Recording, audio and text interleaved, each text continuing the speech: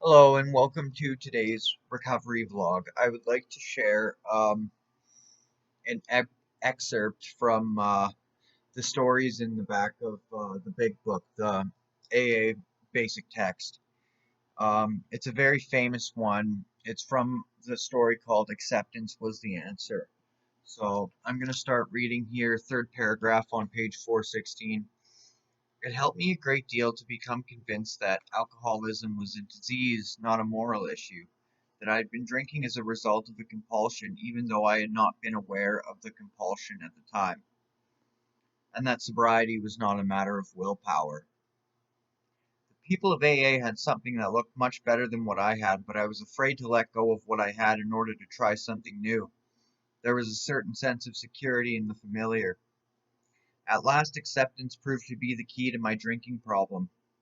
After I'd been around AA for several months, tapering off alcohol and drugs, not finding the program working very well, I was finally able to say, "Oh, okay, God, it is true that I, of all people, strange as it may seem, and even though I didn't give my permission, really am an alcoholic of sorts, and that's all right with me.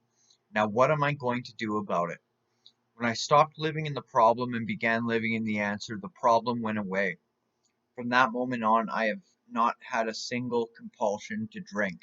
So, what this is saying is before we can overcome the illness within us, we need to fully accept that we have an illness within us. Um, there's this one guy in Vancouver, and he wakes up every morning and he made a fake makeshift electric chair. And as soon as he wakes up in the morning, he sits in this fake electric chair to remind himself that he's basically sentenced to death, and that's where he says his prayers. Um, in the chapter Into Action, it says, we are not cured. What we really have is a daily reprieve contingent on the maintenance of our spiritual condition. Each day is a day when we must carry the vision of divine will into our daily activities. How can I best serve thee? Thy will, not mine, be done. These are thoughts which must go with us constantly. So, a daily reprieve, what a reprieve is a stay of execution. So, in the morning, I have one day to surrender to my illness and to accept help from something greater than myself. And all I have is that day. Yesterday's gone. Tomorrow hasn't come yet. I know it's an old cliche, but it applies very well to this situation. Um, all I need to focus on is today. And if today I trust God, clean house, help others, then I can be free from active addiction today. But tomorrow, if I don't do that and I just say, oh, I'm just going to take a day off, then I am liable to return to the darkness that I once lived in. So, what this inspires me to do is to really focus on today, and it makes me very grateful. It makes me grateful that I get a brand new chance at life today. There were so many times when I thought I'm not going to survive this. There's been depressions I was in where I was convinced I'm never going to come out of this depression. But you know what? Like, I survived those roughest points of life, and I've come out of every single depression I've fallen into. Um, so let's keep reading. It says, "And acceptance is the answer to all my problems today. When I am disturbed, it is because I find some person, place, thing, or situation, some fact of my life, unacceptable to me, and I can find no serenity until I accept that person, place, thing, or situation as being exactly the way it's supposed to be at this moment. Nothing, absolutely nothing happens in God's world by mistake. Until I could accept my alcoholism, I could not stay sober. Unless I accept life completely on life's terms, I cannot be happy. I need to concentrate not so much on what needs to be changed in the world as on what needs to be changed in me and in my attitudes." Now, I'm into anarchy, I'm into rebellion, I'm into conspiracies. I'm not one of the normies of society. But I used to use that as my ego identity, and what I didn't like to admit was that it was selfish. Now, I thought I'm being noble by rebelling against all these, you know, corruption, all this injustice. I'm fighting the good fight, but in reality, I need to be really honest about what I have power over, what is my responsibility, and what I'm powerless over, what isn't my responsibility.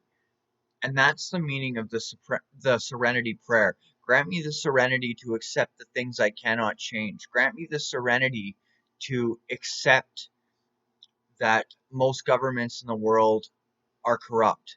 Grant me the serenity to accept that a lot of people aren't going to treat me with kindness. Grant me the serenity to accept that there are terrible things going on in the world that I don't have the power to stop. The courage to change the things I can. What I can change is my attitude. What I can change is I can reach out and carry a message and try to inspire people to walk a better path. All I can do is my part. And as long as at the end of the day I can say, I did my best, I did my part, then I can go to bed knowing that I was living in the answer and not living in the problem. You see, the ego loves to live in the problem because it gives you a false sense of identity. Me and my problems. I'm just a victim of circumstance. I'm a victim of a corrupt system. I'm a victim of a genetic illness. Whatever you want to say. Um, that keeps you trapped. As long as you cling to that idea that you're a victim and somebody else is a perpetrator, you're never going to overcome your problems. You're going to keep being a victim, and people are going to keep wronging you, and nothing's going to change.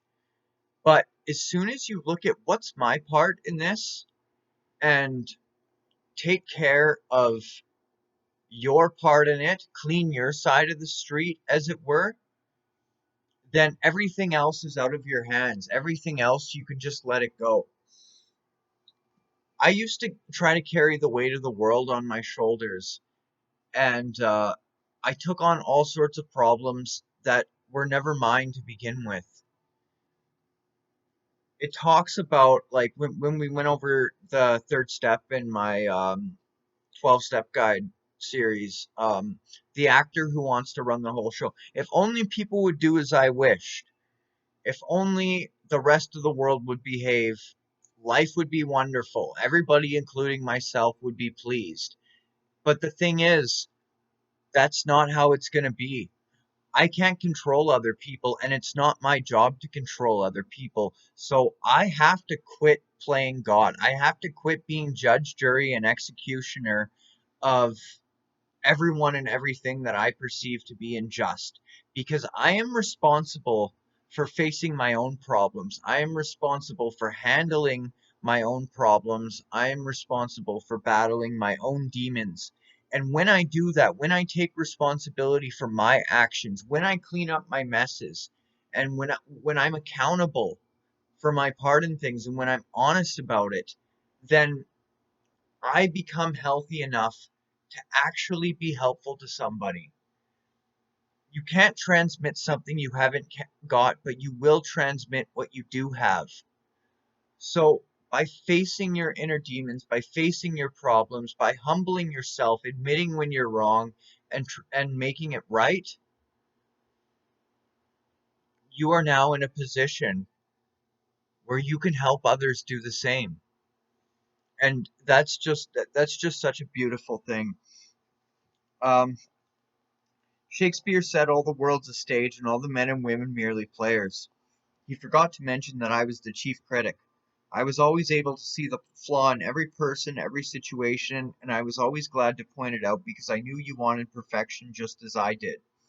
AA and acceptance have taught me that there's a bit of good in the worst of us and a bit of bad in the best of us, that we are all children of deity and we each have a right to be here. When I'm complaining about me or about you, I am complaining about divine handiwork. I am saying that I know better than the divine. Um, he goes on to say for years he believed that the worst thing that could happen to him was that he would turn out to be an alcoholic or an addict. And today he realizes it's the best thing that ever happened to him. So that proves to him that he doesn't know what's best for him. And if he doesn't know what's best for him, then he doesn't know what's best for you or for anybody else. Um, and I quote, so I'm better off if I don't give advice, don't figure I know what's best, and just accept life on life's terms as it is today, especially my own life as it actually is. Before going through the program, I judged myself by my intentions while the world was judging me by my actions. Um,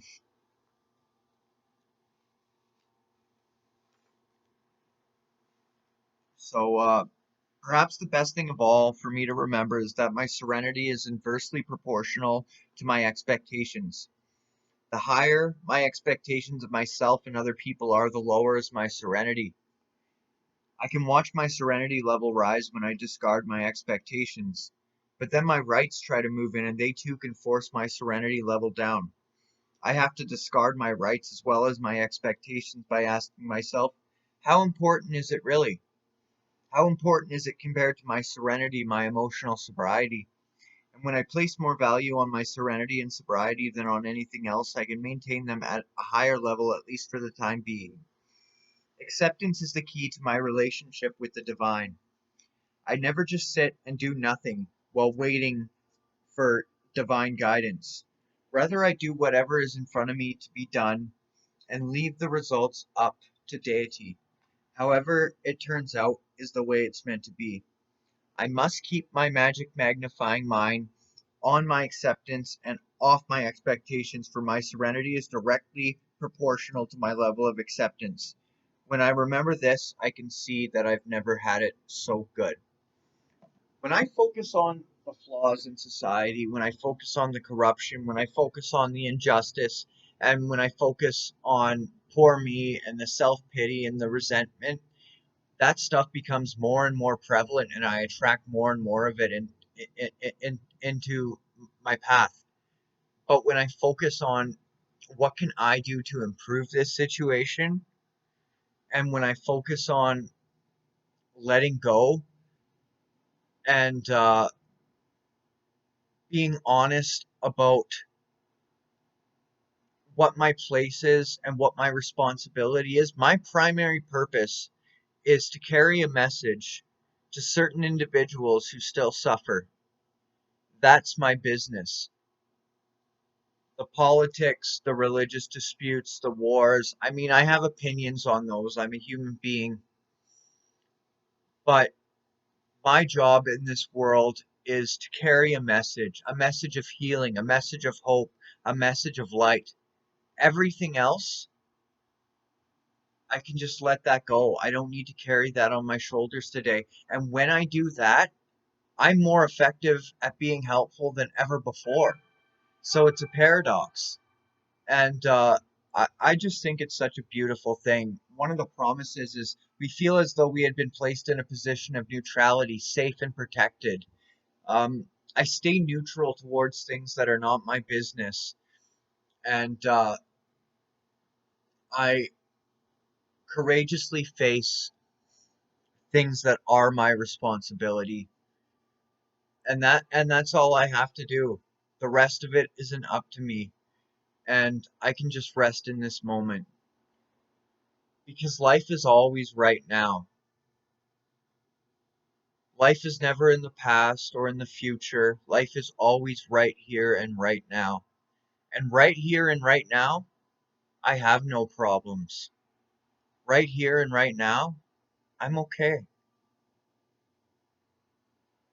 I hope you got something out of that. That's my recovery vlog for today.